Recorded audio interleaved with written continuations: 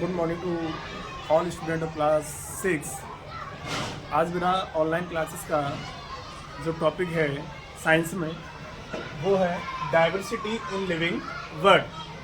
मतलब इसका मतलब है जीव जगत में विविधता। देखो इस संसार में क्या है कि जीव भी रहता है, पौधे भी हैं, पारिस्थितिक उसके हिसाब से तंत्र भी है, ग्रास है। तो मतलब क्या है कि जो व्यक्ति जो संसार के अंदर जो भी चीज़ें हैं ना, वही क्या है कि जीव जगत में विविधता। तो इस टॉपिक को मैं ऑलरेडी क्लास के अंदर मैं करा चुका हूँ। चाहे इससे मैं एनिमल्स के थ्रू पूछा जाए, चाहे प्लांट्स के बारे में पूछा जाए, जो भी है, चाहे लीव्स के बारे में पूछा जाए, मैं इन सब चीज़ों को ऑलरेडी ऑफलाइन क्लासेस में करा चुका हूँ। लेकिन उसमें कुछ जो उसके मल्टीपल चॉइस जो क्वेश्चन थे, इसको हम ऑप्शनल बोलते हैं, वो रह गए। तो उन्हीं से रिलेटेड ये जो मेरा जो वीडियो है क्लासेस का, इसका जो क्वेश्चन फर्स्ट ये है कि which part of a plant is primarily responsible for absorbing water and nutrients from the soil.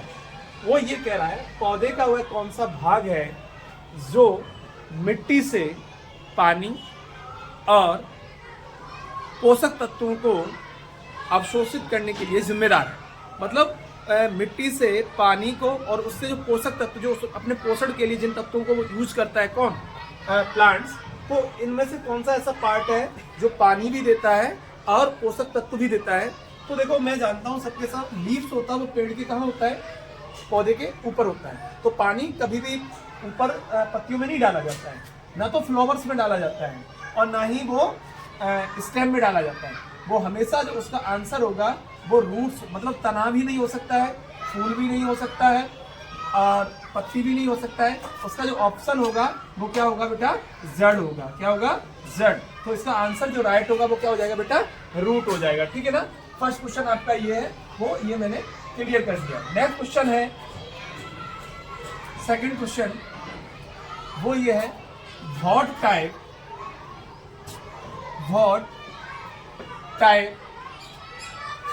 of plants typically have fibrous root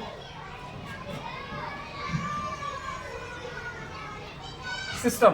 question है what type of plants typically have fibrous root system। तो इसका मतलब ये है, इसमें आपसे option उसने दिया है। पहला ऑप्शन क्या दिया है? डिकोट्स दिया है। दूसरा ऑप्शन क्या दिया है? मोनोकॉट्स दिया है।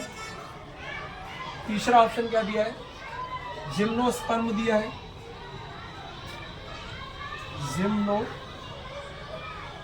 जिम्नोस्पर्म्स दिया है। और जो अगला है ऑप्शन वो उसमें अलग। मेरी बात सुन, वो कहता है कि इसमें वो पौधा ऐसा कौन सा प्रकार का है जो जिसकी जो रूट है, मतलब वो रेशेदार है, जो उसकी जड़ें है वो कैसी है बेटा? रेशेदार जड़।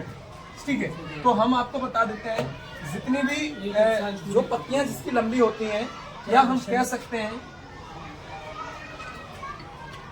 जैसे गेहूं हो गया, वीट हो गया, मेज हो गया, मक्का हो गया ना। मतलब देखो दो तरीके का बीज होता है, एक होता है मोनोकॉट्स, दूसरा क्या होता है? डिकॉट्स। अब डिकॉट्स में क्या होता है? देखा आपने मूंगफली देखा ना, मूंगफली में क्या होता है? उसमें आप मूंगफली के दाने को अगर तोड़ोगे तो उसके दो पार्ट हो जाते हैं। आपने चना देखा जो ग्राम होता है, उसको आप तोड़ोगे तो उसके भी दो पार्ट हो जाते हैं। तो इनको हम बोलेंगे डिकॉट्स, मतलब दो बीजपत्री। और जैसे मक्का है, मक्के के अगर दाने को, मेज है उसके, अगर हम दाने को अगर तोड़ेंगे तो वो पूरा टूट जाएगा, उसके दो पार्ट्स वैसे नहीं होंगे, वो कहीं न कहीं से जगह पे जगह से टूट जाएंगे। लेकिन मूंगफली को आप तोड़ो उसके भी दो पार्ट हो जाएंगे, चने को तोड़ो तो उसके भी दो पार्ट्स हो जाएंगे। तो जो दो बीजपत्री होता है बेटा वो डिकॉट्स होता है, और जो एक बीजपत्री होता है वो मोनोकॉट्स होता है। तो उसने ये कहा कि रेशेदार जड़ किसकी कैसी होती है, किसकी होती है? तो बेटा हमेशा ध्यान रखना एक बीजपत्री की होती है, तो इसका आंसर जो हो जाएगा वो बेटा मोनोकॉट्स हो जाएगा। ठीक है, मोनोकॉट्स हो जाएगा। हाँ, नेक्स्ट क्वेश्चन ये है, which of the following is not a way to grow up animals? वो ये कह रहा है, ऑप्शन आपको उसने दे दिया है, अभी हम समझा रहे हैं।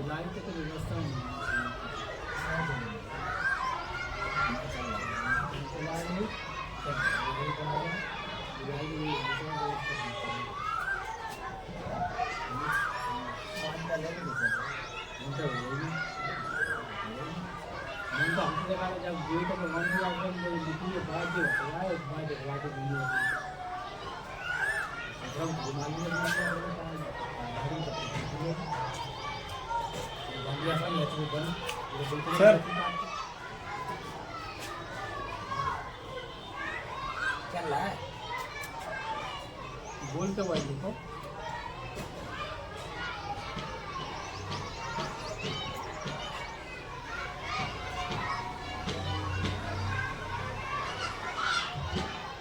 क्वेश्चन ये है, which of the following is not a way to grow up animal.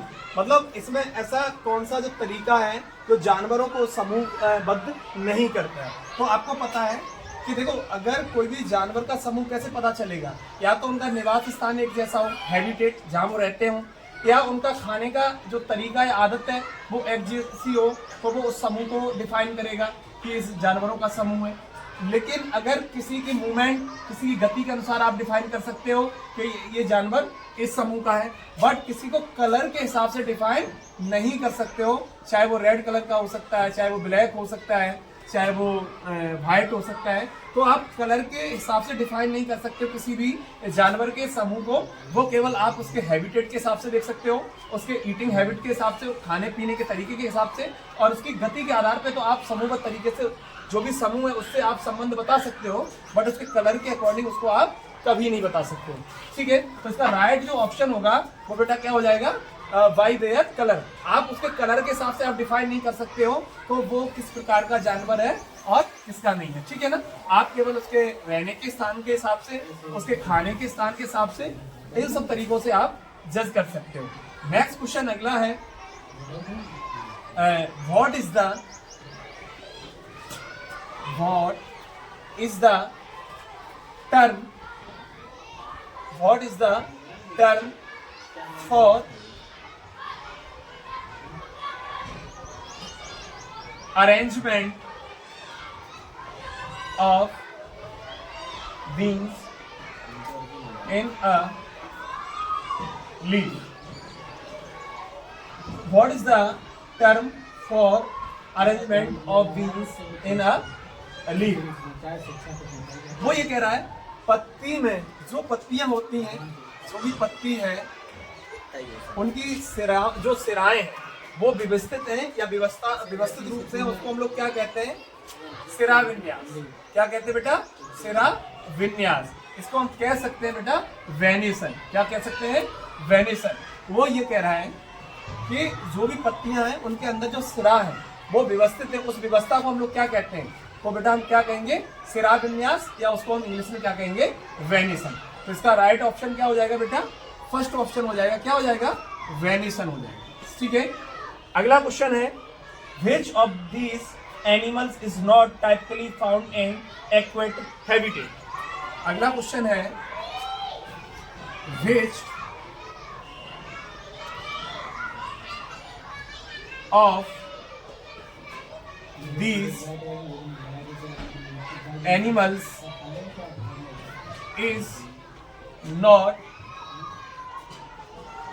is not typically found in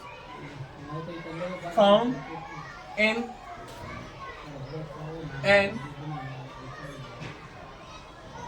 aquatic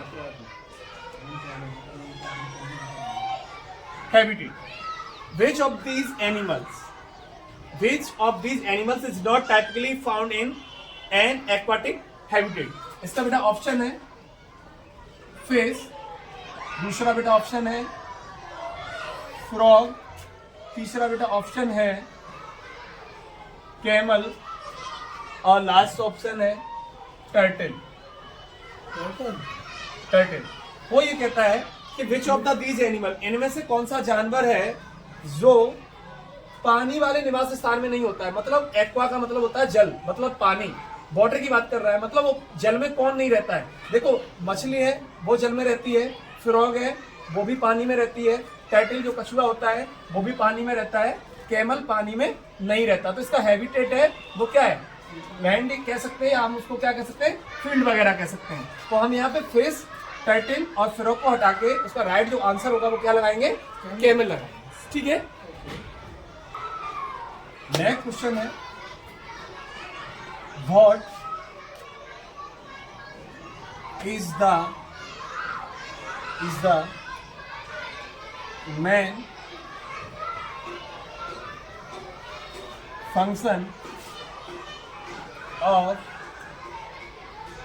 flowers in plants. उसका कहने का, हाँ अभी मैं बताता हूँ। इसका ऑप्शन है जो आपके पास, पहला जो ऑप्शन है फोटोसिंथेसिस, सेकंड ऑप्शन है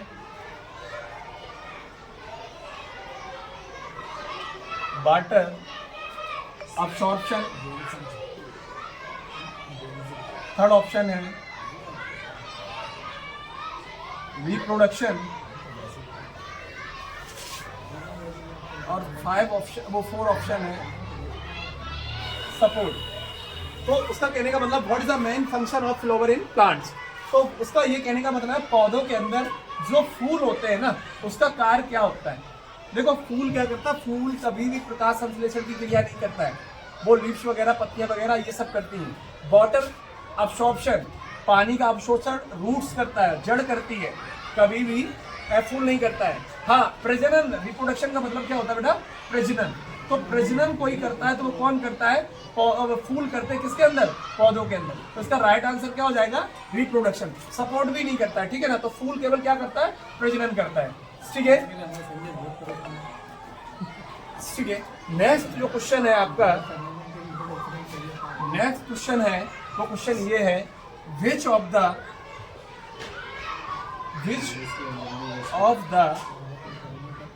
following is an example of an adaptation in desert plants। उसका मतलब ये कहता है कि वो, हाँ ऑप्शन आपको पहले ऑप्शन का लिख लो, उसके बाद फिर समझ में आएगा। पहला ऑप्शन है लार्ज ब्रॉड लीव्स, दूसरा ये है शैलो रूट्स, थर्ड ऑप्शन इसका है waxy coating, waxy coating on leaves, अगला ऑप्शन है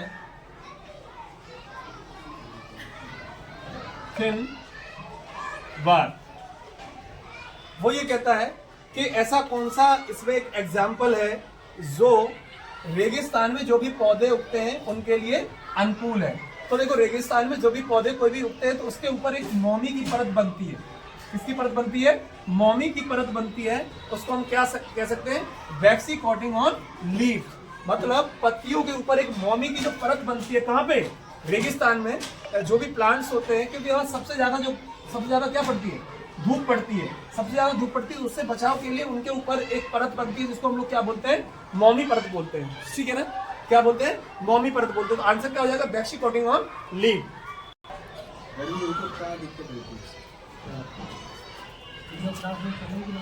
एक लास्ट क्वेश्चन है,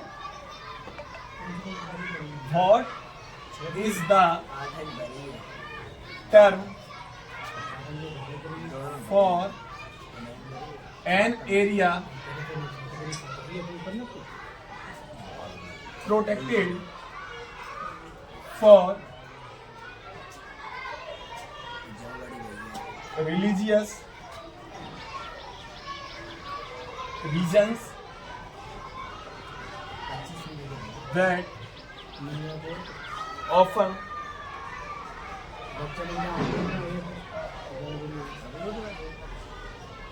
प्रेशर, बायोडाइवर्सिटी।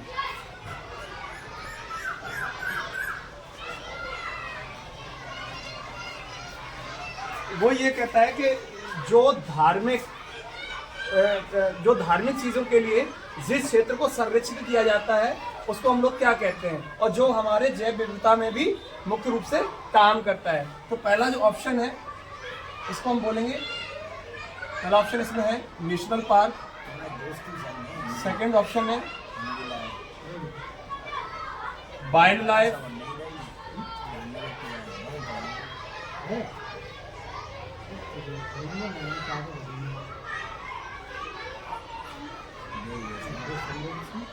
सैनवरी।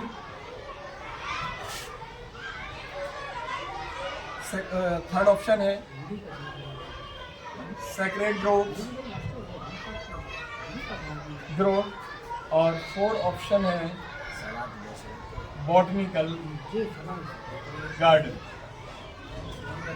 वो ये कहता है जो धार्मिक चीज़ों के लिए जिस क्षेत्र को हम लोग संरक्षित करते हैं, जैसे हम अपने जो पूजा पाठ करने के लिए जिन क्षेत्रों के लिए जो चीज़ें जो मैदान दिए जाते हैं उनको जो संरक्षित रखा जाता है केवल धार्मिक रिलीजन के लिए, तो उस क्षेत्र जो हमारी बायोडाइवर्सिटी को भी क्या करता है, रिप्रेजेंट करता है, संरक्षित करता है, तो उसको हम क्या बोलेंगे, धार्मिक उपवन, मतलब सेक्रेड ग्रोव बोलेंगे। क्या बोलेंगे, सेक्रेड ग्रोव बोलेंगे। इसका मतलब होता है धार्मिक उपवन, मतलब वन की बात कर रहा है, ठीक है ना।